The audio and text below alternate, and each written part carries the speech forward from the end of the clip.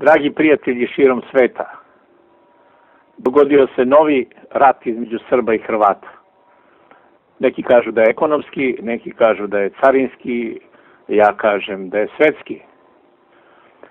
Prvo je Hrvatska zatvorila granične prolaze za srpske građane, odnosno za kamiondžije, pa i one kamiondžije koje voze iz Turske, Bugarske, Rumunije za Sloveniju, Hrvatsku, Nemačku, Austriju i tako dalje.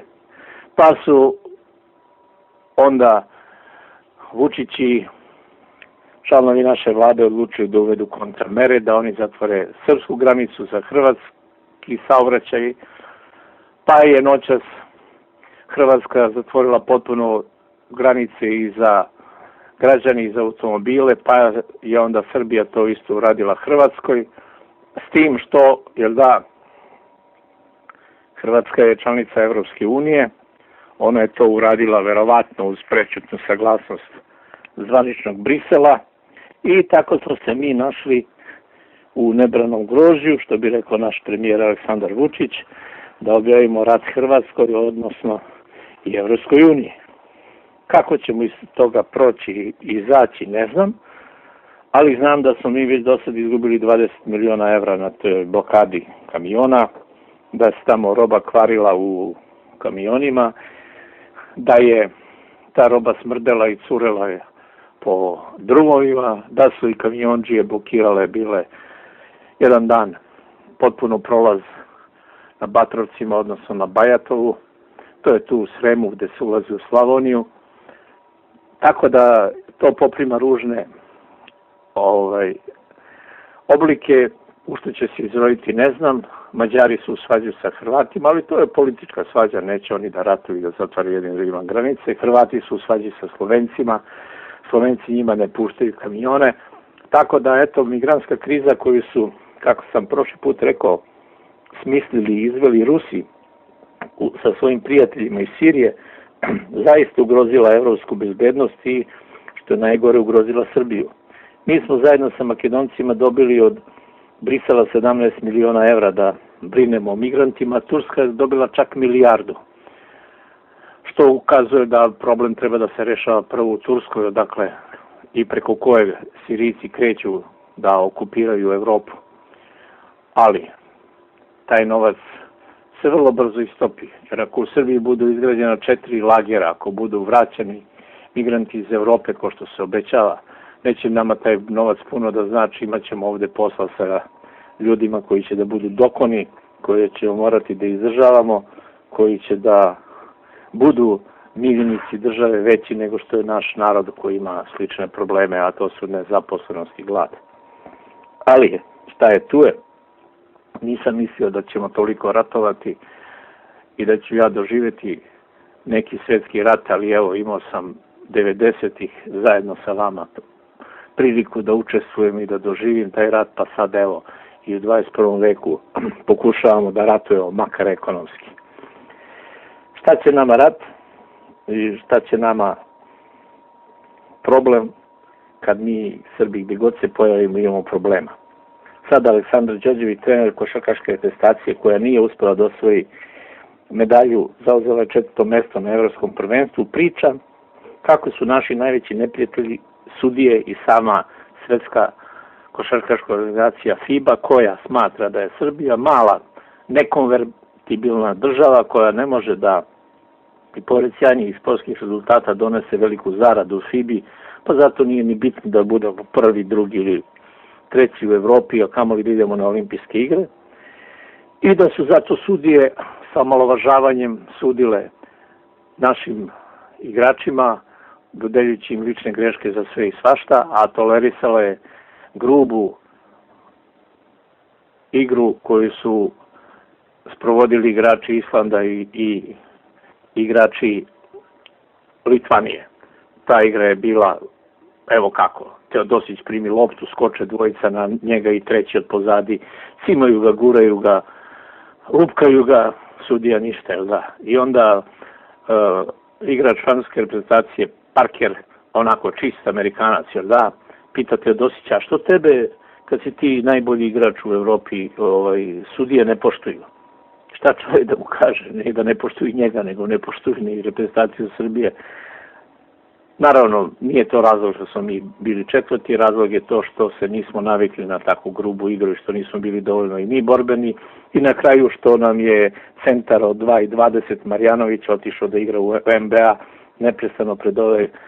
neposredno pred ove kvalifikacije i onda kad ga je Đorđević stavio u tim, Amerikanci su smislili da čovjek ima pogrešno nasađena stopala pa su ga zadržali, odnosno nisu ga dali da se troši na evropskom prvenstvu i to su iskoristili Litvanci i Francuzi preko svojih visokih igrača dominirali u reketu i pobedili nas. Da je Marjanović bio tu, to je bilo vjerojatno drugačije. Ali šta je tu je, to je naša nauka i pouka da je najvažnije sačuvati igrače, sačuvati vrednost nečega što imaš i sa time se posle pokazivati u svetu. A ne kad osvojiš prvu neku pobedu, ti uzmeš, rasprodaš čitav tim, rastvoriš čitavu Srbiju, raseliš pametne ljude po planeti, pa onda pričaš kako si pametan, kako ćeš nešto da gradiš. Nema šanse. Da smo pametni, jesmo. Evo, drug Papa Franja otišao je u posjeću Sjedinjenih Država, dočekao ga Barack Obama i Barack kraj silnih onih Cadillaka, Chevroleta, Fordova i svega onoga Chryslera, kako se zove, Lexusa, što se vozi po Americi, uzme i Papu Franju stavi u kragujevački Fiat 500L. Tako da je poglavar Rimokatoličke crkve postao maneken srpske limuzine u Americi, provozao se lepo, sigurno, limuzina se naravno nije pokvarila, jer to je dobar auto, ali lepo mu stoji onako, auto je malo visok, Papa ne mora da klekne da bi ušao u njega, nego onako baš iz koraka. I lepo je to vest, samo što naravno niko u svetu ne zna da je 500L srpski auto, nego svi znaju da je to italijanski Fiat. Ali, šrafi se kod nas.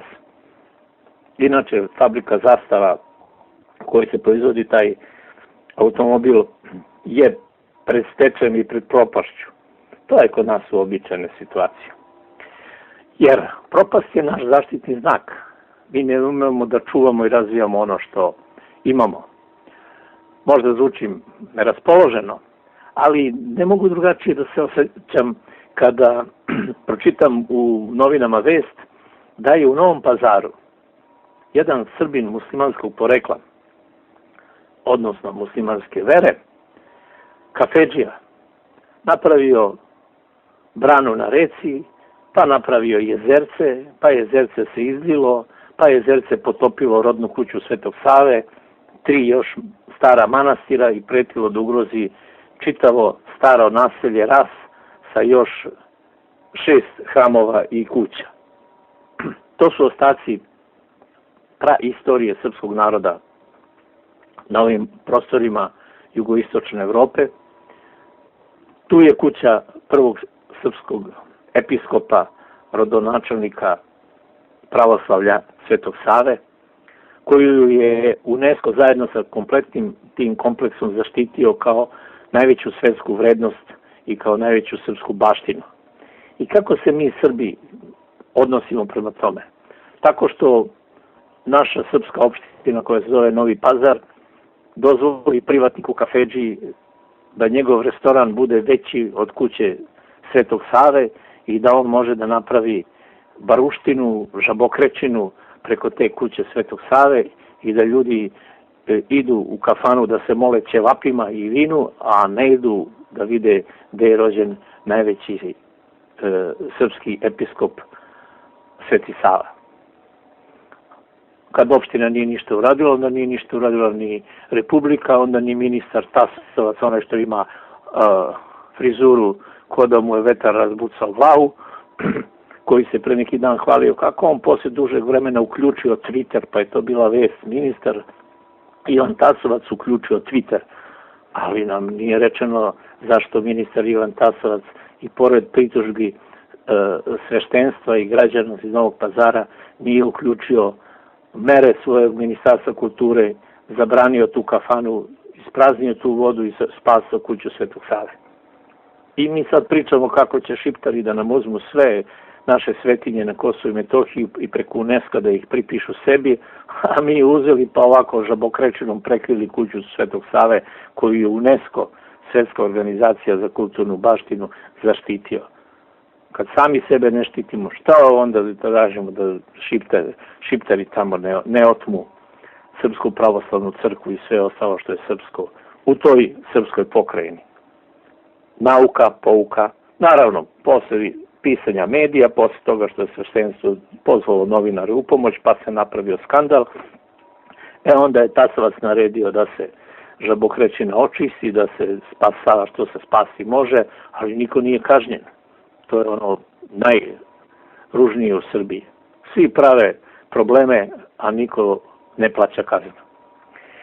Lepa vest je da je Nole sa svojom Jelenom, a verovatno i sinom, došao u Srbiju da se malo odmori čovjek, bio na Zlatiboru, tamo je njegova fondacija otvorila 3. dečije igre, okupila su se deca koja će tu 5 dana da se druže, da se vesele iz svih krajeva Srbije i Republike Srpske i Nole se potvrdio kao pravi, iskreni idol naše omladine, pa i odraslih, i ja mu se divim, sjajan čovjek. U međuvremenu je naša televizija, naročito ona ružičasta i ona folk televizija i muzička i razne grupe druge televizije, imamo i 269, su jednog tetoviranog delikventa proglasili za idola. On se zove Kristijan, inače osuđen za šverc heroina, učestvuje u nekim paljenjima džamije, nekim nasilničkim delima, treba da ide u zatvor, ali vlasnici naših zabavnih televizija su ukapirali da kad Kristijan spava, da njega u reality show programu više gleda gledalaca u Crnoj Gori, Republici Srpskoj i Srbiji, nego oni koji gledaju vesti, dnevnike i ostale informativne programe. Šta sad da kažem? Da li je to prava slika Srbije? Da smo stvarno toliki idioti da od jednog delikventa pravimo idola i da se njemu divimo i da gledamo njegove tetovaže i kriv slomljeni nos? Ili nas to ružičaste televizije lažu samo da bi na veštački način sebi podizale rejting i hvalile tog velikog brata Farmu i sve te glupe celodnevne programe kao najveću i najbolju kulturnu zanimaciju u Srbiji. Pa sad eto, deca koje odrastaju imaju 2 idola. Jedan je Nole, svetski šampion u tenisu i u humanosti, a drugi je Kristijan, balkanski šampion u glupostima. Sve vas pozdravljam iz Srbije, vaš Marko Lopušina.